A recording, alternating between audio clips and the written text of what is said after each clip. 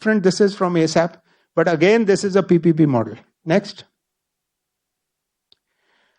Now, ADB is introducing the model of lending which allows us to facilitate engagement in a PP model. So we have gone in for result-based. So as private and public sector, you're both party to ensuring that the result comes. And so the disbursement-linked indicators for the ADB loans in India, which is something new and the Department of Economic Affairs is very interested in seeing the outcome, is that unless you collaborate as private and public sector in a training scheme, in a skilling scheme, the money is not going to be released. Next. So I am actually speaking after two very illustrious speakers. So I just want to say that, look, I didn't ask them, but you can see the challenges that I have put are exactly what Dilip and Murli have been talking. And so these are really, the public and private, they approach a relationship from two different doors. And so all I want to say is that there needs to be mega communication. There needs to be ability to innovate, to break rules, to bend rules, and to say that what has not been tried before can also work. Right? So please just click once. Once more. Thank you. It is extremely important for the public sector people to do the 5 things that I've put over there. And I think the most important is that they must focus on success. They must focus on success. So, the traditional mindset is I am sitting behind doors and there's going to be an orderly outside and you're going to give your card and then I'm going to meet. Payments may get delayed by 15 months. I don't care. That's not going to work in the system. And we are already seeing government schemes which are undersubscribed. And you can keep saying, I don't care, but at some point you will be accountable. So that's the point I want to put here. In the private sector, I want to say 2 things.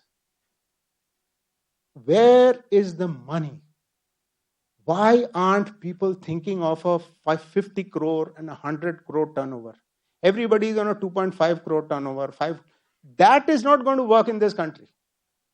So, for example, in Kerala, we are not finding training providers coming because you don't have bandwidth. So you do a year and then you move out from there. Meghalaya, we are wanting to do skilling there. The people are not coming because you don't have bandwidth. So there is this crescent between Delhi, Bombay, Bangalore, and hum to yahi operate karenge. So that's the mindset. So boss, build your capacity is the first thing for the private sector. Look at skills. It's as big as education, if not bigger. That's the first point. And the second point is your tail has to be with the employers. I think this point has been flogged enough. Using the sector skill councils, the time has come. Of course, I can only see one sector skill council, Ramesh here. Sector skill councils and the private sector training providers have to come together to fulfill what Dilip has been saying.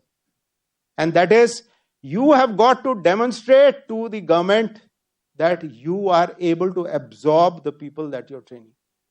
Otherwise, this model is not going to work. Thank you. Thank you, Basam.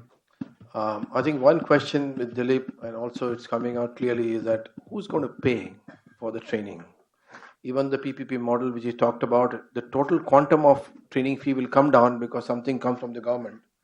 But I think in the very quick question which Narasimha Rao, I think we're going to ask him to speak next, he will probably talk about the employer side, how the employer must pay, not because of the funding issue, but more because they have to take ownership for what they produce.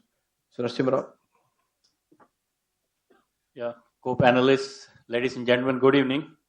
I'm neither going to give you any funds, nor I'm providing training. I'm from the industry. We are a 100 crore company with 280 employees. We are a Swiss headquartered company.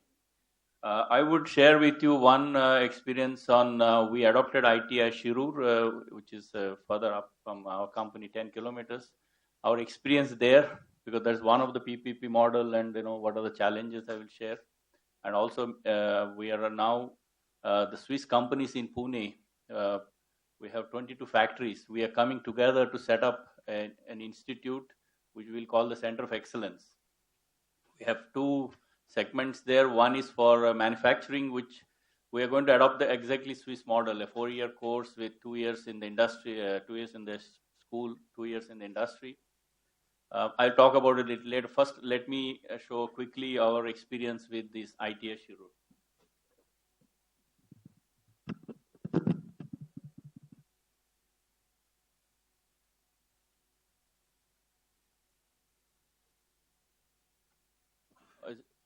No, I think there's one before. No, you come at the end. Yeah. Okay, we adopted this institute in 2007. Actually, prior to we got involved, this ITS Shirur was existing. The place Shirur is actually not the place where it is today. And that time they had 48 students with 3 trades and rented premises for 10 years. So after we got involved, we applied for this Prime Minister's scheme with, we did a complete survey of the industrial requirements, what are the trades required. We made a plan, IDP, and then we got 2.5 crores. To our surprise, it went very, very efficient, very quick. I mean, we never expected that so well. We built a greenfield campus. There was a land we got from the MIDC. And from there, we have now grown to 184 students in 7 trades over 4 years. What we have done well is we got alignment of courses for industry requirements. We got facilities which are industry, like painting. A typical ITI trade in painting was teaching somebody to draw, number plates kind of thing. Whereas we have got powder coating, spray painting. We got industry kind of require, like welding. We have MIG and TIG welding. And the good thing also the industry involvement. We are fortunately in MIDC, so we have got like Fiat and Tata Motors donated 60 lakhs to set up a motor mechanics workshop. All the vehicles and engines and all they gave. A lot of people contributed. We have done on-the-job training in the companies. We have done soft skill training, production-oriented scaling, faculty training. That's a big challenge. And with this, we have so far 100% pass out, 100% placement record. We got an appreciation from the Director of General of Education Training, Maharashtra, and Bombay Merchant Chamber for one of the best institutes in Western India under this PPP model in 2012. Next slide, please. These are the pictures you can see where we made a foundation stone and where now the campus looks, Next slide. These are the facilities, the motor mechanic workshop, computer lab. We have online, internet-based education. We have CD, computer-based training system. You can see the painting, hostel. Next slide. We also involve the Swiss instructors to train the apprentices and the trainers. You can see on the right top in the industry, they were industry-based working, training on the industry, soft skills. So it was working quite well. What I can say, the industry involvement is very good, and we could do a lot. Next slide, please. But where we are stuck after that, after 5 years, is that we had earlier a principal who was very passionate. In fact, he pulled us into the scheme. When he first came to me, I said, we are too small to adopt an ITI. We are not the right guys. But he said, no, we want Burkha to do this. And the joint director in Pune, the director of technical education in Mumbai, the secretary, everybody was supporting. And now all the 4 have changed. And now we see no enthusiasm at all from anybody. And we do not have any involvement on the HR aspects of the ITI, whether it's recruitments, appraisals, transfers. Suddenly people are transferred, we don't even know, and then we are running, it's like you're driving a car, somebody's shifting the gear, you don't know where you're heading. There are no incentives for better performing officials. If somebody done so well with the PPP model, then they should get something, a better posting of a promotion or something, then they get this. There's no such incentive. The PPP is an industry project here. we have a huge delays in, we have wanted to go to 450 students, and that project is pending for last 3 years. We don't have approval for the courses, faculty positions. And we also have to go through government civil work department. The building is leaking. This is not a kind of institute we want to build from industry, and we have the money also from IMC. Same with the equipment, we can only buy from approved vendors. And the big challenge, I think all of you know, is the shortage of teachers, itself, and the quality is really poor in teachers and instructors. Actually, we did a workshop 2 years ago. We took one instructor from every government ITF in Pune district, so 60 of them, and we got 10 from Pune. We did a 3-day workshop with 2 Swiss instructors on the teaching methodology. How do you bring teamwork? How do you bring innovation? How do you, use projects as an example for theory? It was so well because that time secretary was fully monitoring it, and this time we called the same people back. Nobody is ready to, they were sending new people, so we said forget it. So the problem here, I thought some government people will be here to take note of it. If we are giving little more involvement on the HR side, a lot can be done. Next slide, please. These are my suggestions for the success. One idea could be, instead of joint running with 2 drivers, probably government can rent out facilities, and in the private sector can manage. Even one shift can be managed by like IMC. Probably we can do much better, and the facilities are there. We need to build a role model institute. I was just talking to Murli before we came here. I said Pandit Nehru built IITs, IIMs, AIMS. Now every state wants to have one of them, but we don't have a vocational education that everybody wants, because there is no such institute, of very aspirational level. We were in Brazil. Mr. Chena was also there. I was in Sao Paulo to witness the World Skills. They have this school set up by the industry association called Senai, and everybody would love to go there, given a choice. It's like our IITs. Industry should invest in skilling. This is what I believe, because I feel that in Switzerland, the skilling was done by industry.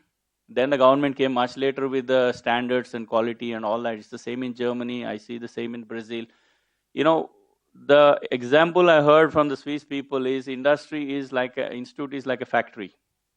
And the apprentice is like a raw material. You convert him into product. But whom do you sell the product? Is the industry. If you don't have a customer and you only produce a product, you are reaching the dead end. All the stories I hear are like this, because there's nobody who is actually asking. There has to be pull. And the pull has to come from the industry. Then they will demand quality. Then they are ready to pay premium for it.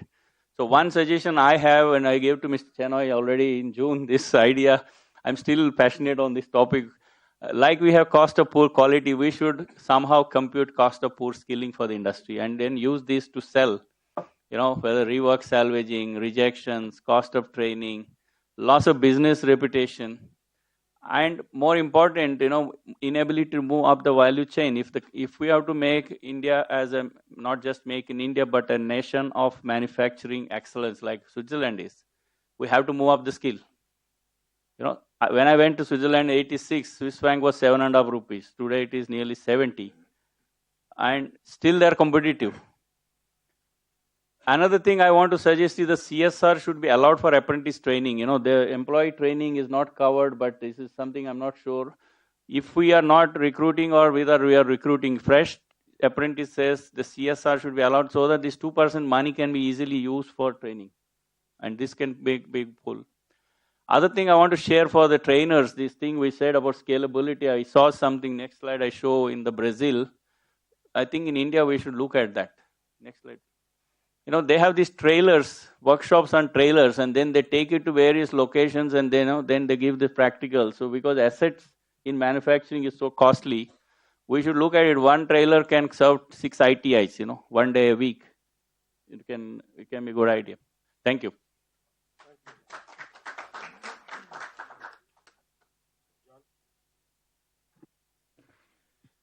Well, I guess I'm last in the list. Still have 7 minutes, John. No problem. Sure, last in the group, and sort of it's always difficult to go last, because everything has already been said by people, but not everything has been said by everybody. So I'm the everybody in this case. I'll, in the effort kind of not to repeat, and I agree with everything that's been said, I'll just try to, make a few points in the context of some of the work that the World Bank has been doing. I've been very fortunate to be in India for the past over 6 years. So I've seen a lot of changes in the skilling space. In the, 6, 7, 8 years ago, the focus was still very, very much on the old ITI model, a very supply-side driven model. As you've heard all of the speakers, there has been a huge shift towards private sector involvement, both in terms of identifying the demand, identifying the curriculum, and actually being involved in the training, as Dilip said with respect to the development of NSDC. In terms of the work that we've been doing, it's really kind of a couple of areas. And I'm sorry I didn't bring slides. That's very unlike somebody from the World Bank, but I'll just talk, if that's okay. A couple of areas. One has been more in the analytic realm of conducting studies. In fact, we've recently conducted a couple of pieces of work. We did a 5-state study of some of the existing national skills training programs. We've also done some more detailed work at the state level in 5 states, looking at what models might work in terms of skilling.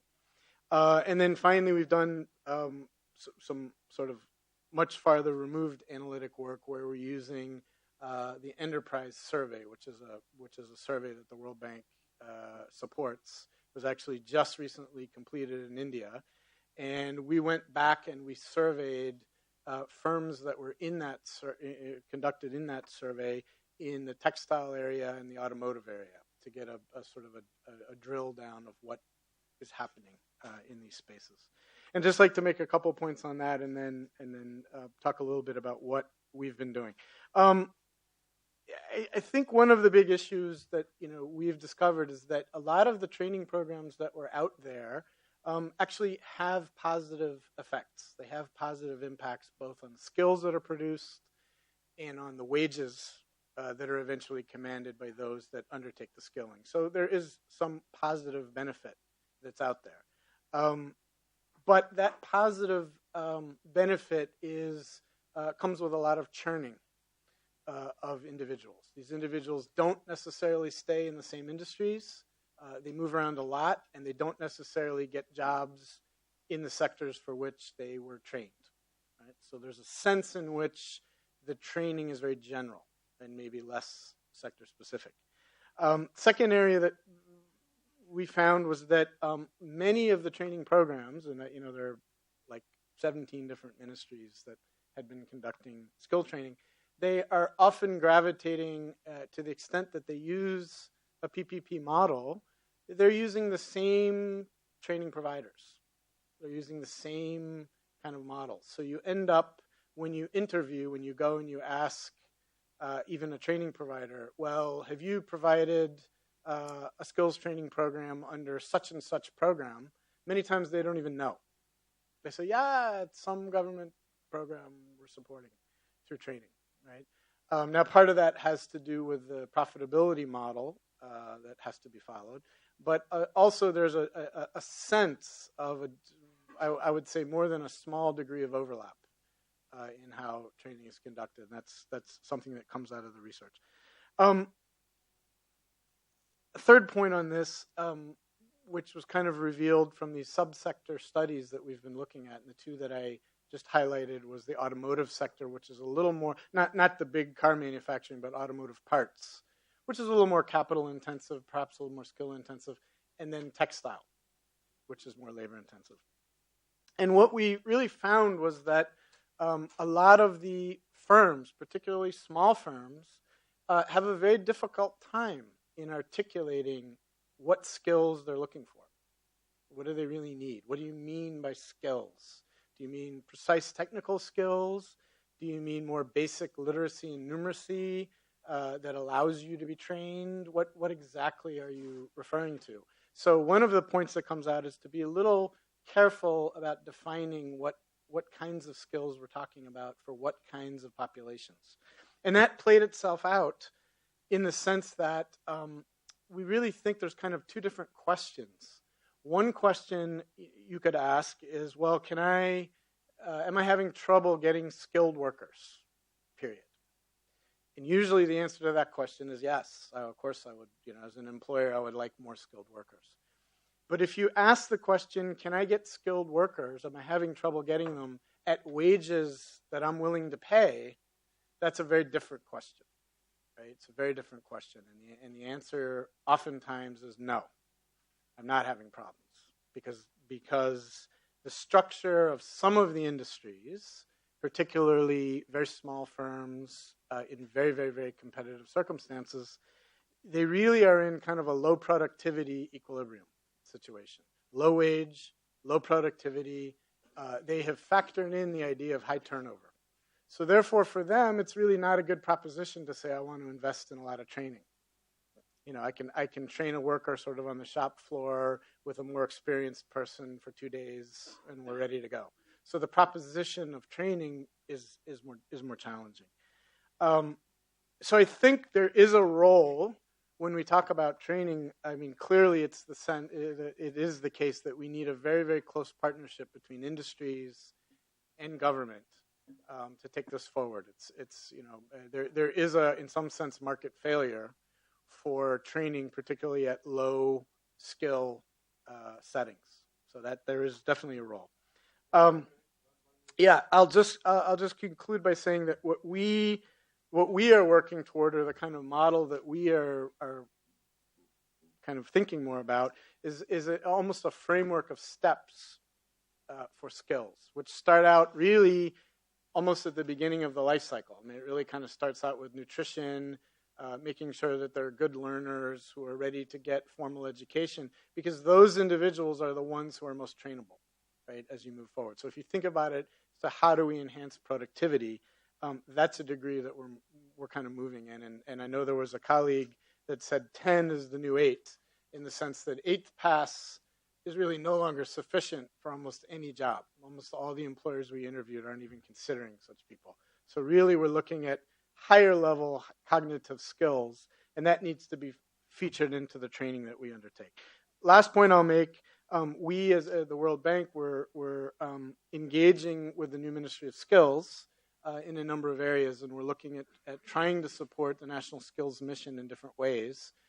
Like ADB, we also have some engagement in states, and like ADB also, we are using, he used the phrase disbursement-linked indicators, which is the flavor of the day now, to try to enhance performance, in a way, performance payments. So these things are all being followed. And just to conclude, what everyone else said is exactly the case. When you're looking at government, increasingly, that partnership with industry has to be there. And we are looking at more of a regulatory role, standards-based role, and being less involved in the day-to-day training, which is left up to you in terms of the employers and the training providers. So let me stop there. Thanks.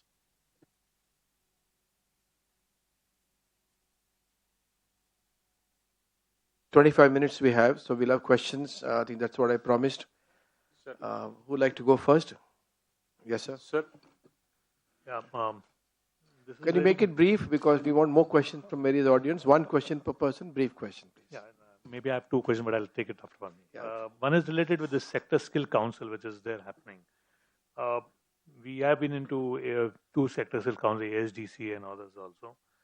One of the challenges which we face along with for the employment is if a student has passed the level 4 certification and he goes for a job, the company demands for a diploma or a degree.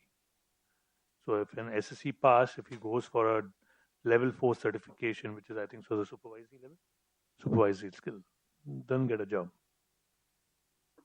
I don't know what is the issue, but even the service stations in Bombay does not know about them. The question addressed to Dilip? I don't know whoever can. Okay. So I'm just talking from respect. This is just for automobiles, so I'm not looking at the others also.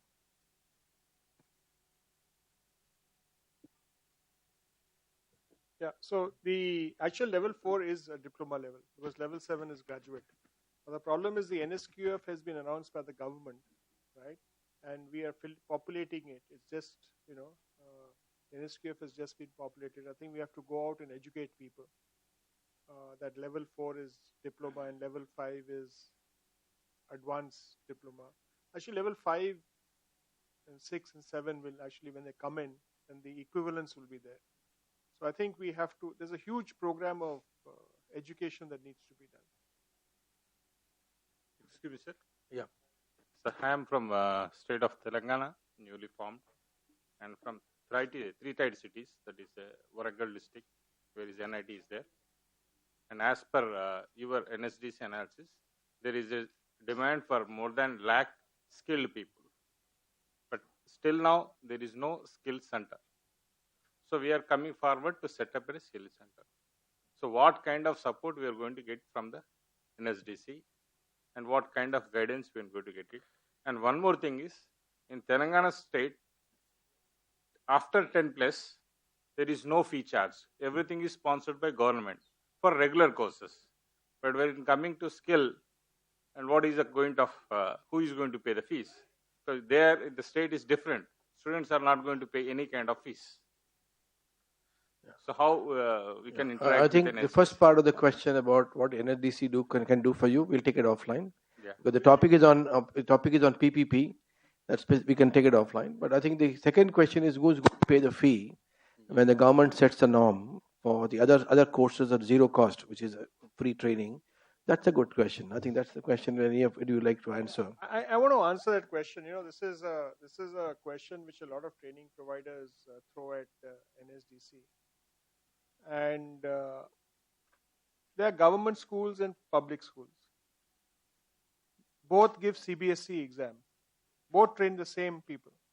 Government schools are free, public schools charge a fee. How come public schools get students and they survive? So We'll come back, sir. We'll have a conversation. No, I'm open to a debate.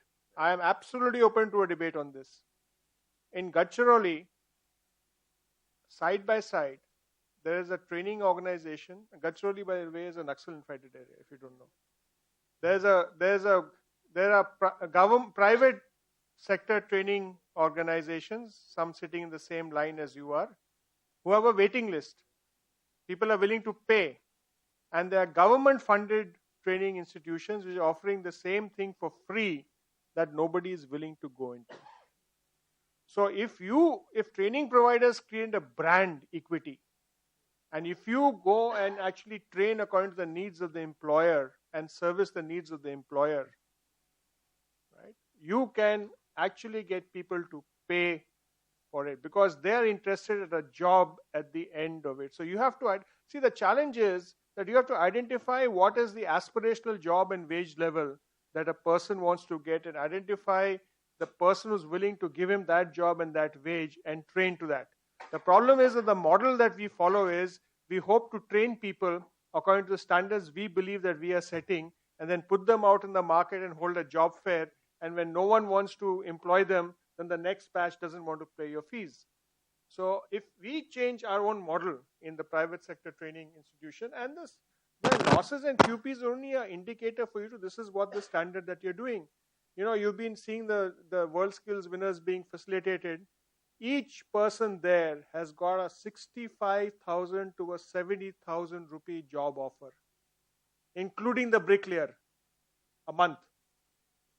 Because people want productivity and skills and they're willing to pay for it. And now you have a government loan program for skills that they're willing to give loans to people for 5,000-10,000 rupees to learn skills, and that is there. So, if you want to flip the PPP model, which the army does, the army has excellent PPP model. They say, you go anywhere to a private sector training organization in your last year of service, you get trained, you get a job. 1 year after you've been the job, we'll reimburse the training fees for you. But what I am saying is Telangana state, even for private institutions, government is reimbursement. So that is the process in Andhra Pradesh. So can I rephrase that question, Dilip? Yeah, I think this question. I'll just answer the question. Yeah. Let me answer the question. You know, I have now Telangana Jagrati Samiti, Yeah. okay, which is chaired by the daughter of the Chief Minister, Kavita ma'am. setting up 17 for-profit skill development centers in the state and coming to us for funding. I rest my case. No, I will only add something, sir. The answer to the question, who will pay, cannot be given by Dilip or anybody in this panel. It has to come from your consumer. There are only two consumers, either the employer or the candidate. Yeah. The question is, what can I do to make him pay? The differential. There are cases for differential. The amounts are not large. You're not asking 50,000 rupees for your skill development program or 1 lakh rupees. The question is, we need to make a case. Sometimes it takes some time to make a case because nobody will buy your story that I'm better than somebody else. So you have to run a few batches to demonstrate the differentiation. But the answer has to come from you, cannot come from you. Thank you. Thank you. Yes, sir. Yes, sir. The point Dilip had mentioned, comparing schools with skilled schools, I think it's misplaced. I would rather say that schooling is very, very, very much part of the system, much more. If a skilled person, despite the 65, 70,000 which is being offered, I thought that was a great initiative. And the societal level, there is no real dignity for him. And that is a much bigger challenge we face. We are running an AIV, vocational training center, where the jobs are available for welders, plumbers, etc. Tribal students refuse to go for that. They want to only sit at laptops or computers. That's a much bigger problem. And having been part of the school space, joining a public school is a lot different. And these two, I would rather say, cannot be compared, at least at the present level. No, I think we will rest that case for the time being. But the point I was making is the same point I made earlier. It's a different point, Murli. Yeah. The point that you're making is very interesting. You see, what we found is that sometimes we go and look for things where the light is. Okay. Now, what we have found is that you have to study the employer demographics. If you look at the tribal belt in which you are, you identify to which cities or which towns or which other areas in the country the people from that tribal belt are migrating for employment. If they are not, then you have a challenge. Yeah. But if they are, then if you want to train them and place them in the jobs where the migration is, you'll actually get a greater thing of success. Fair. The second thing is that if you're looking at tribal people or people who are in individual areas, if you train groups of 5 and 10 and 20 and move them in groups to fresh locations, handhold them and give them post-training and post-joining support, then your success rates will be much higher. So, you have to actually work out the model, and this is what you're actually seeing happening because they're not used to it. No, that's fundamentally the model we are following. But my limited point was schooling accept that. formal and the skill part will become a No, lot I think different. that point has been made. We There's accept one it, more sir. point, sir. Yeah. One more, just short point.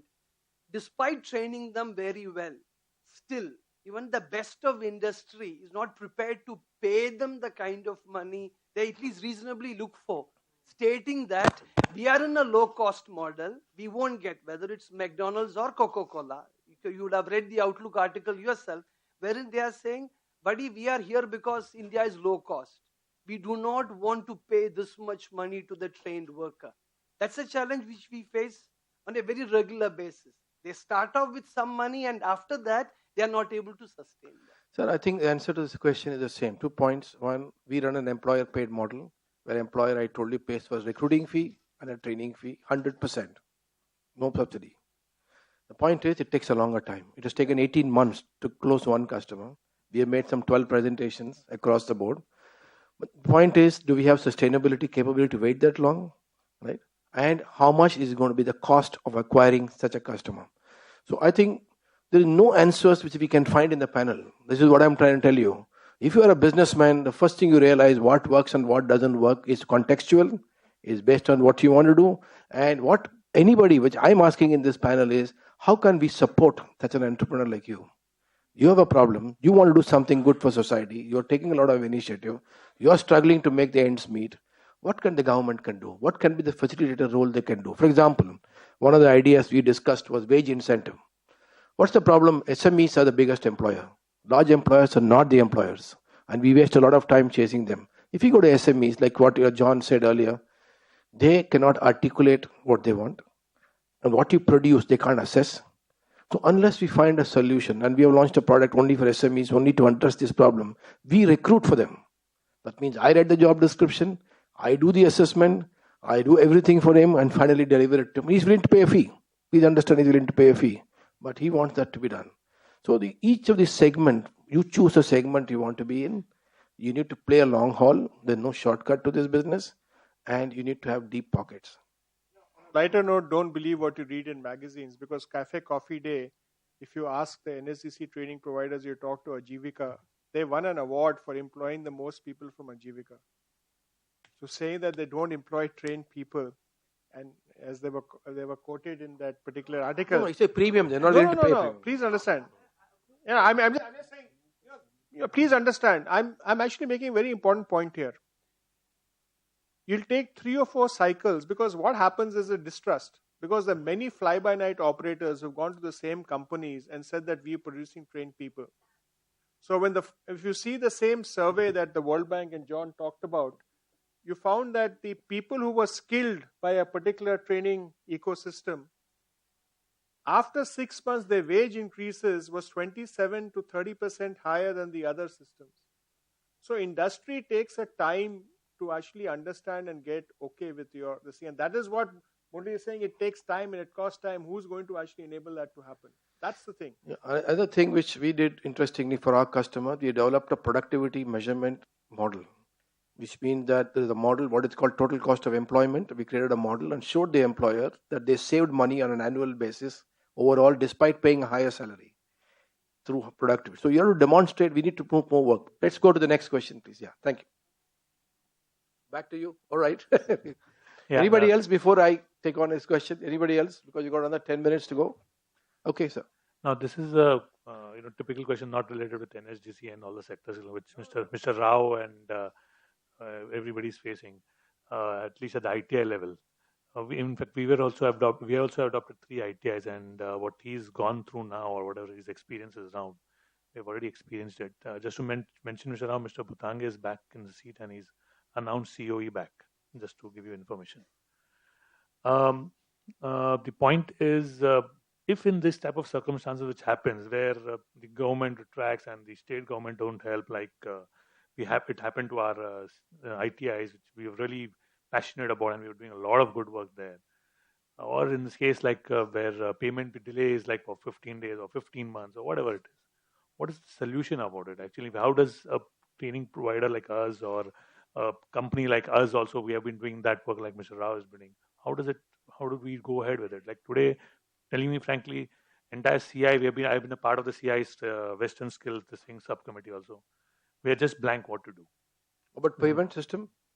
About collecting money? No, about both ITIs at least. Where I'm saying is both. As in, I'm just saying that when this thing happens, how do we take it as a training provider at one end and one at the corporate level, because we have been acting both ways. I think I'll just share my views before I ask the other members. But I think what we have been saying in the PPP model is that there must be possibility of negotiating a contract on a case-to-case basis. There can't be one single contract for ITI privatization. The biggest challenge in this country is central government, state government draft a standard policy, and all of us trying to fit into that policy. Right? For example, he said, I want more control on incentivizing my workforce, which are working in the ATI. I want more control on what happens to them in my city. I don't want transfers. So some of the things we'll have to think through, and I think government is not ready for it. He's still giving more flexibility. I'm just sorry to interrupt you. It's not the point there. The point is that they have made an MOU which is signed by everybody. It's signed by everybody. And you just need to go by the spirit of that agreement. They say no. Like if suppose I'm just getting 20% seat is reserved for IMC. Chopdi maar diya, nahi karna. If they say that that we can run any private programs over there to generate income for the institute. No. Can I come back to you? I think now the ecosystem has changed. If you're in Maharashtra, right, I think since you're also in Maharashtra, if you can, how many, the people who are running the ITIs in Maharashtra are by no means small companies. You have large L&T, Tata Motors, yourself. I think it's time now you got together a group and called on the Chief Minister and said, as a political entity, you want people to be skilled in jobs. This is your ITI system. This is what we have done. These are the 5 things we want from you. These are very critical. The others we can live with. You change it. CI has done the blue book. Everybody has done that. But I think that is one thing. But the challenge that we are facing and why ADB and World Bank and NSDC are looking at different models is that even if we were to increase the capacity in all the 12,500 ITIs by 5 times today, we can't meet the skilling requirements of the country.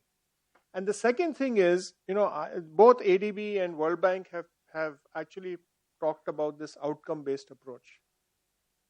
I've gone hoarse saying that the outcome-based approach means that you're limiting the amount of skill development in the country. For simple, if the last 2 years we've been able to create 2 million jobs, right?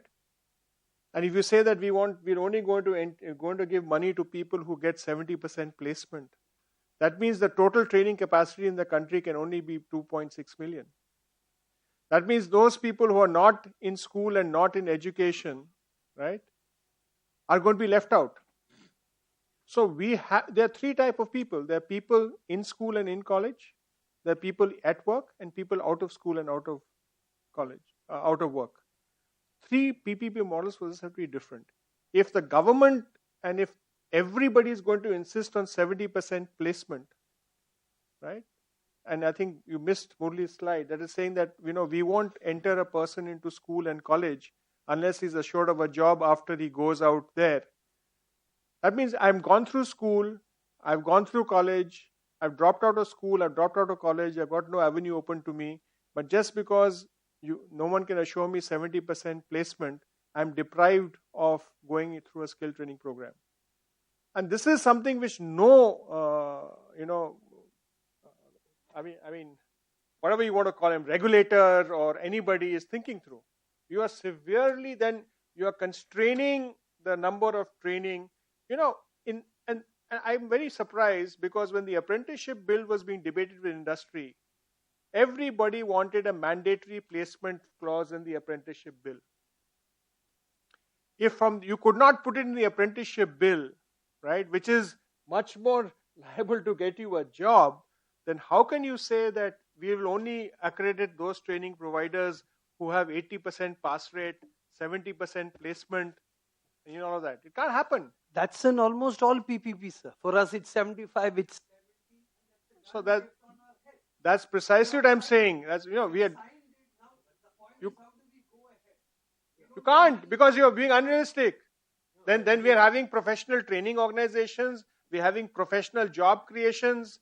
So the government is saying, they're fake employment organizations. You go there, they employ them for 3 months. After that, they chuck them out. So then the whole thing actually turns around. So if the policy is faulty, how can you? This is something which I'll leave both World Bank and ADB to actually think about, because a lot of this is coming from external things. In the World Bank report itself, it says the global best achieved placement record in any country, which is a small country by the way, was 40%. 40. Okay. And here we are coming up with other things. Sir, but when we don't get the money, the numbers, the point So you is, ask. No, we are trying to look for a solution. He has got. I think the answer may- is, may I just- we'll ask the may I World just Bank, intervene? we'll ask Basab to answer. So, I'm not going to enter into this debate about placement, but the disbursement link indicators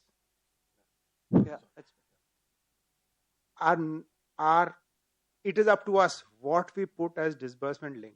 Now, the setting up of training centers, ensuring adherence of courseware to QP and NOS, ensuring affiliation with sector skill councils, assuring assessments are being done with sector skill councils can also become DLIs. right? So you ensure the fungibility of the PPP models by the DLIs that you place. That's how at least ADB is structuring the DLIs. I'm not saying placement is not one of them, because we haven't found an alternate. We can kill this system of saying that placement should not be. Fine, but give us another way. We have to look at some way of ensuring the efficacy of training, because we are all smart people and we all know how to get around systems. Some kind of measures we will have to put in place. So I think the PMKVY, John. Yeah, no, I just was going to add to that, and in fact, the point about placement is a very good one. Dilip was in fact right. When you look at a lot of the international experience, especially for core training programs, placement rates, particularly for those who may have dropped out of core schooling, are rarely in excess of 40%. Just to say, this is not these disbursement linked, as we were just saying, this is not something that we would put into our programs. In fact, we're designing a program right now where we're discussing, less than 50% in terms of what you would put in. So this 70%. I hate to say it, it comes largely from government when they say this is what we think we can place, and we're having that discussion now. But I do in terms of the DLIs, disbursement linked indicators. The notion is not so much, I think, at least from the perspective of the various banks, is not so much to say, what pressure can we put on a training provider. It's more to say, okay, if we're engaging with government, how can we try to ensure that there are outcomes that result overall? So it's really to say, rather than create more of the same that maybe wasn't so successful in the past, how can we raise the standard? And that's really the kind of point, I think. I think we're running out of time. I think, yeah. I think we try to address it in the PMKVY system, where the rate is flat, but if you place, you get an added incentive of 475. Now the danger is, what we are seeing there is, they're saying this does not conform to the uniform norms, common norms, so change it. So I think, the problem, I'll tell you, whenever there are meetings with stakeholders, the training providers and the sector skill councils, I'm sorry, Ramesh, you're the lone representative here, are quiet. You can't, you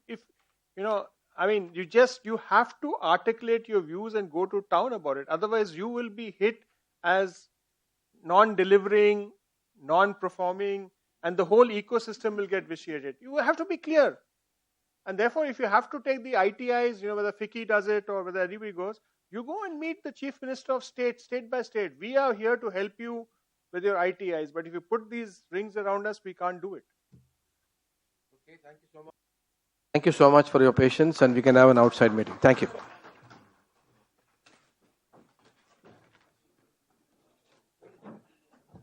Excuse me, I also request you to please proceed to commission room for the wrap-up session. And please join us for networking dinner after that. Thank you, Basab. Yep. And we'll be in touch on these MSIs also. I will give you guidance.